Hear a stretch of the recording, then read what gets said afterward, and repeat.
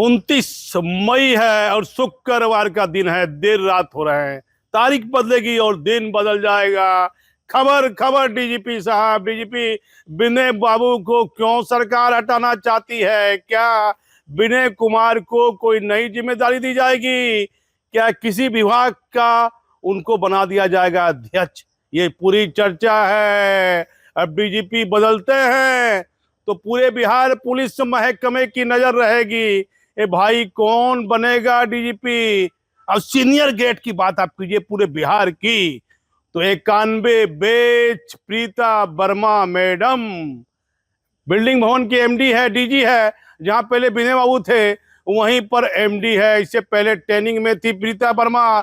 72 कार्यशैली है, 91 बेच। अब आ जाइए 1992 बेच। भिगु श्रीनिवासन साहब पटना आईजी हुआ करते थे और हिंदी में बात करते करते इंग्लिश बात करने का तरीका है, इंग्लिश शब्द बोल देना बड़ा प्रभावित करने वाला उनका तरीका है बातचीत करने का। भिगु श्रीनिवासन साहब का नाम भी डीजीपी में जब आ गया कि जब भट्टी साहब डीजीपी हुआ करते थे तो लगातार चल रहा था कि भट्टी साहब सीआईएसएफ पे जाएंगे जाएंगे जाएंगे। उससे पहले भिगु निवासन साहब का ऑर्डर केंद्र से चला आया और वह एनएसजी के डीजी बन के चले गए केंद्र में।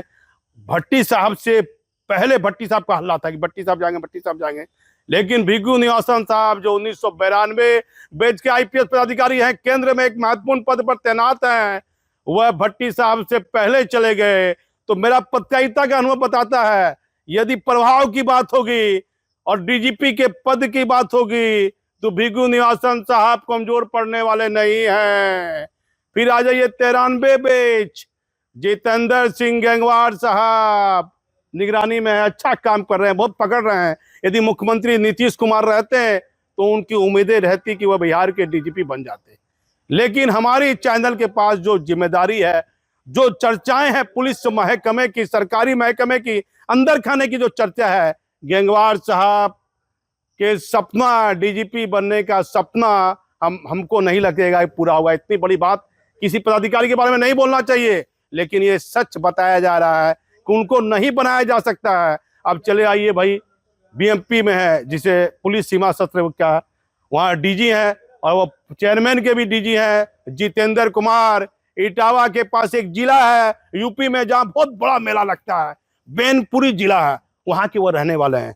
भागलपुर आईजी रहे, उनका कार्य करने का तरीका, अपना एक स्वाभिमान जो हर आईपीएस को रहना चाहिए आज के इस वर्तमान युग में, तो वो उनकी जो कार्यशैली है, तो जल्दी किसी सरकार से उनकी बातें वार्तालाप कार्यशैली बचे तो कोई भी डीजीपी होगा तो सरकार की बात, मुख्यमंत्री की बात माननी है।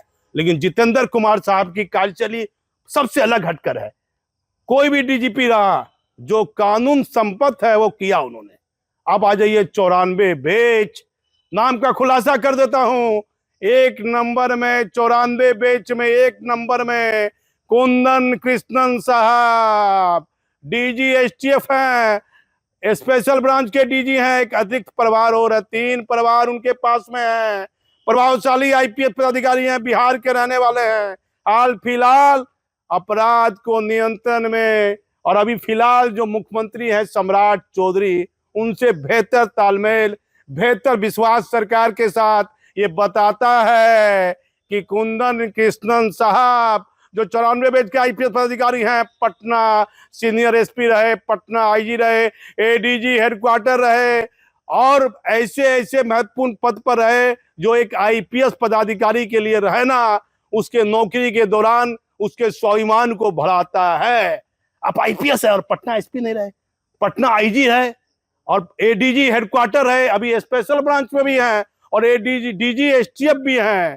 अब आ जाइए कुंदन कृष्णन के बाद अब आ जाइए मेरे हिसाब से अनुपमा नीलकरे जो डीजी हैं केंद्र प्रतिनियुक्ति पर और बेहतर कार्यशैली है, उनका नाम चर्चा में है। लेकिन वो डीजीपी बनने का उनका कोई मन में है या नहीं है। लेकिन महिला, झारखंड में भी महिला डीजीपी बन गई, उसके बाद महिला के मामले में लोगों में चर्चा आने लगी कि महिला भी, बिहार में कभी महिला डीजीपी नहीं बनी है। तो अनुपमा नीलकरे नाम में यदि गलती हो रही हो तो इसके लिए क्षमा चाहेंगे। अब फिर आ जाइए उनके बाद अमित कुमार जो सीआईएसएफ, मेरे हिसाब से सीआईएसएफ में या अपर डीजी के पद पर है, कोई महत्वपूर्ण पद पर है केंद्र में, अमित कुमार साहब की कार्यशैली अलग है। एडीजी विधि व्यवस्था थे, बहुत मामले में थोड़ा कड़क रवैया है, जल्दी किसी से बनता नहीं है, और वो थोड़ा सा अलग स्वभाव के पदाधिकारी हैं। पुलिस बिहार आते हैं तो इसका फायदा बिहार पुलिस को हो सकता है। अमित कुमार की कार्यशैली अलग है, शिकायत नहीं है, काम करने का तरीका अमित कुमार का अलग बताया जाता है। जो कानून संबद्ध होगा, कड़क पदाधिकारी हैं और जल्दी बोलते नहीं है, कम बोलते हैं। अभी कुंदन कृष्णन साहब एसपी से लेकर आप डीजी तक चले आए, लेकिन मुझे एक बड़ा विश्वासी आदमी ने कहा कि कुंदन कृष्णन अब बहुत कम बोलते हैं, बहुत कम। और जो उनके बातचीत का तरीका था, एक वीडियो वायरल हो गया, उन पर उन्होंने मीडिया के सामने आके सफाई भी दी, तो लोगों में लगने लगा, आम आदमी में, नेता में, कि वही कुंदन कृष्णन है एसपी के जमाने का। लेकिन हाल फिलहाल कुछ लोगों का यह मानना है, दबी जुबान से, जो उनके चाहने वाले हैं, अब कम बोलते हैं, कम बोलते हैं, कम बोलते हैं। अब आ जाइए अमित कुमार के बाद निर्मल कुमार आजाद। निर्मल कुमार आजाद के बाद आ जाइए परेश सक्सेना। ये 94 बैच की मैं बात कर रहा हूं, 94 बैच की। आप देखिए 3 बैच के पदाधिकारी लगातार चर्चा में है, 3 नहीं 4, 91, 92, 93, 94, 4 बैच जो सीनियर हैं आईपीएस में, उन्हीं में किसी का नाम, 3 गो का नाम वहां पैनल में जाएगा, पैनल से आएगा। निर्मल कुमार आजाद हो गया, परेश सक्सेना, कुंदन कृष्णन।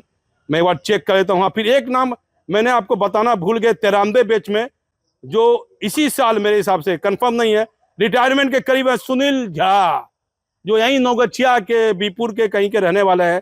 इनका नाम छूट गया था, मतलब अब याद नहीं रहना संभव नहीं है, थोड़ा फर्क पड़ रहा है, पहले याद रहता था। सुनील झा पूर्णिया डीआईजी थे, इनकी कार्यशैली लग गए, यहाँ थे, बिहार आए, फिर केंद्र जाने की लग गए, केंद्र में एक महत्वपूर्ण पद पर है। सुनील झा की रिटायरमेंट का समय नजदीक बताया जाता है। 93 बैच में सुनील झा भी है। तो इतने सीनियर आईपीएस पदाधिकारी हैं। अब भाई ये डीजीपी का जो पद है, ये बहुत महत्वपूर्ण पद है। अब कुछ लोगों का मानना है कि भट्टी साहब, राजविंदर सिंह भट्टी, 90 बैच के आईपीएस पदाधिकारी, पंजाब के रहने वाले, उनके कार्य करने की तरीका अलग, पुलिस के पक्ष में कुछ ऐसा कर दिया कि मुझे एक रिटायर राज्य के डीजीपी ने कहा, आप तो भट्टी साहब के खिलाफ बड़ी खबर बनाए, लेकिन पुलिस परिवार के लिए जो भट्टी ने किया, वह कहां कोई डीजीपी कर पाएगा। तो अब जो प्रमोशन का काम जो था उच्च प्रभार वाला, वह विनय बाबू कुमार के समय में चुनाव था, फिर ये क्राइम कंट्रोल, एक से एक घटनाएं, मुख्यमंत्री का बदलना, तो डीजीपी की जिम्मेदारियां बढ़ जाती है, डीजीपी मुख्य सचिव की। तो डीजीपी विनय कुमार के पास सरकार कितना समय देती है, 91 बैच के हैं, या उनको कोई नई जिम्मेदारी देगी, कोई चेयरमैन बनाया जाएगा, कोई अध्यक्ष बनाया जाएगा, तो 3 साल समय मिल जाएगा, अब 6 महीना है। नियम के अनुकूल उनको दिसंबर में रिटायर करना है। यदि पहले रिटायर करते हैं, पहले सरकार हटाती है, कोई महत्वपूर्ण पद देती है, तो पुलिस विभाग में चर्चा, जो मैं अब अपनी 2 वीडियो में मैं रिपीट कर चुका हूं, डीजीपी साहब के पद की चर्चा को लेकर, कौन होगा डीजीपी, कौन होगा डीजीपी। नंबर 1 में, number 1 94 batch Kundan Krishnan number 1, कहीं कोई लिपापोती नहीं, कहीं कोई शिकायत नहीं। सरकार का हर तंत्र, हर विभाग का एक एक पदाधिकारी ये चर्चा कर रहा है कि कुंदन कृष्णन साहब ही नेक्स्ट डीजीपी होंगे। अब ये सीनियरिटी में भी आ जाते हैं कुंदन कृष्णन। तो अब डीजीपी को क्यों हटाया जाएगा भाई, ये भी सवाल तो उठता है कि आखिर विनय बाबू को कार्यकाल पूरा करने दिया जा सकता है या नहीं। लेकिन कई चर्चाओं के बीच ये भी चर्चा है, पटना सीनियर एसपी कार्तिकेय शर्मा बदले जाएंगे। वहां चर्चा है भागलपुर से सटे एक पड़ोस के जिले के एसपी का नाम हम नहीं लेंगे, कुल बहुत लोग नाराज हो जाता है। एक मुंगेर एसपी साहब बहुत जूनियर है, लेकिन मुझे एक पदाधिकारी ने कहा कि आप बात मेरा मानिए, इमरान मसूद साहब की भी चर्चा पटना सीनियर एसपी के लिए है, तो जूनियर है। अब क्या कहना, सरकार की क्या इच्छा है, सरकार के मन में क्या चल रहा है, किसे पटना का सीनियर एसपी बनाया जाएगा। राजधानी है, वहां डीजीपी बैठते हैं, मुख्यालय है, मुख्यमंत्री बैठते हैं, राज्यपाल है, सब है। तो आखिर क्यों, क्या परिस्थिति है, क्या कार्तिकेय शर्मा की कहीं कोई शिकायत है, क्या विधि व्यवस्था के मामले में कहीं कोई रुकावट है, कुछ गड़बड़ है। क्यों कार्तिकेय शर्मा को समय से पहले हटाया जा रहा है, ये भी चर्चा है। तो आखिर क्या होता है? क्या बिहार के डीजीपी अपना बिना पूरा कार्यकाल किए अभियानंद साहब को हटाया गया, भट्टी साहब बीच में चले गए। बिहार पुलिस मुख्यालय, जो नया मुख्यालय है, इसका समीकरण कुछ अलग है। मैं पुराने मुख्यालय से जा रहा हूं, और यदि पंडितों की बात कीजिएगा, वास्तुशास्त्र के अनुसार कुछ लोग कहते हैं कि पुराना मुख्यालय जिसमें आईएएस आईपीएस सब थे, मुख्यमंत्री बैठता था, वो बड़ा बेहतर था। मैं तो जाता रहता हूँ, वर्षों से जा रहा हूँ। तो ये नया मुख्यालय है, इसमें जो डीजीपी का समीकरण बनता है, अब बिगड़ता है, बनता है, बिगड़ता है। पुराने वालों में बनता था, बिगड़ता था। तो ये पॉलिटिकल पोस्ट से मानते हैं लोग डीजीपी के पद को। तो सम्राट चौधरी जी चाहेंगे कोई भी मुख्यमंत्री रहे, वो चाहेगा कि मुख्य सचिव और डीजीपी की कार्यशैली कैसी होनी चाहिए। बिहार में सब पर नियंत्रण हो रहा है, मुख्यमंत्री जी सब पर। भ्रष्टाचार भ्रष्टाचार की ये गंध आ रही है। अभी एडीजी हैं, 95 बेच के हैं, 95 बेच की चर्चा डीजीपी में नहीं होगी। 95 बेच में है पंकज दरार साहब, विशेष निगरानी इकाई के एटीएस में है, अच्छा काम कर रहे हैं, बेहतर काम कर रहे हैं। अभी वो श्री रिशु पर कार्रवाई हुई, उसे जेल भी भेजा गया। उस मामले में बहुत बड़ा एक्शन लिया 95 बेच के पंकज दराज ने, जो जल्दी कोई आईपीएस पदाधिकारी नहीं लेगा।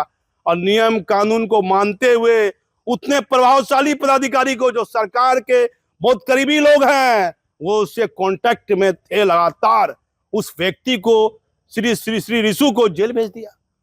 तो पंकज दराज की बेहतर कार्रवाई है, जो करने का तरीका है बेहतर है। कम बोलते हैं, ज्यादा चर्चा में रहना नहीं चाहते, मीडिया से दूरी बनाते हैं।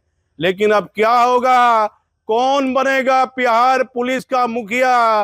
पुलिस के वेलफेयर के काम कैसे होंगे? कैसे पुलिस विभाग को प्रमोशन मिलेगा?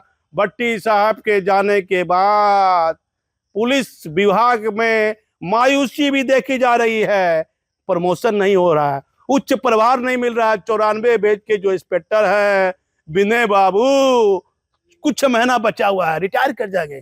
94 बेच के इंस्पेक्टर, उनको प्रमोशन दे दीजिए। सबका नंबरिंग गया हुआ है, लिस्ट गया हुआ है, कौन रोके हुए हैं? क्यों रोके हुए हैं?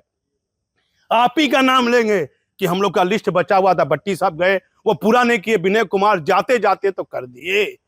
तो प्रमोशन के मामले में जो उम्मीदें थी विनय कुमार से, उस पर पुलिस कर्मियों को पानी फिरता दिख रहा है।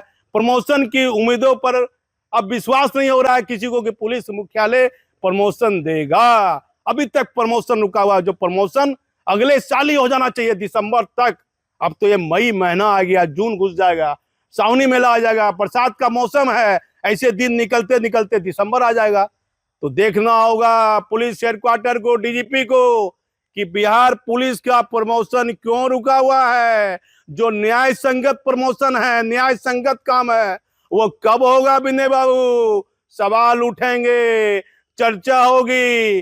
पद कभी किसी का नहीं रहा, समय कभी किसी का एक जैसा नहीं रहा।